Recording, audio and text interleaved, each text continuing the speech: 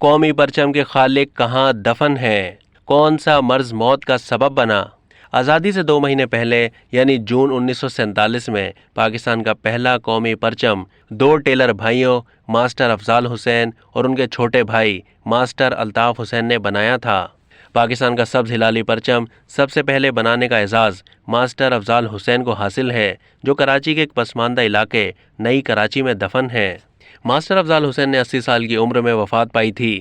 وہ 1.5 سال تک ہڈیوں کے کینسر میں مبتلا رہنے کے بعد انتقال کر گئے تھے اور دن 15 جولائی سن 1987 کا تھا۔ ماسٹر افضال حسین تحریک پاکستان کے پرانے کارکن تھے۔ انہوں نے بہت ہی قسم پرسی کی زندگی گزاری، حتیٰ کہ ان کا اپنا مکان بھی نہیں تھا۔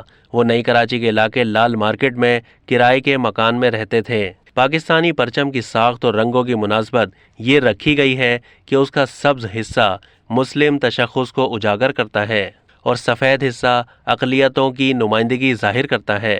ہلال ترقی کی علامت، ستارہ روشنی اور علم کا نشان ہے۔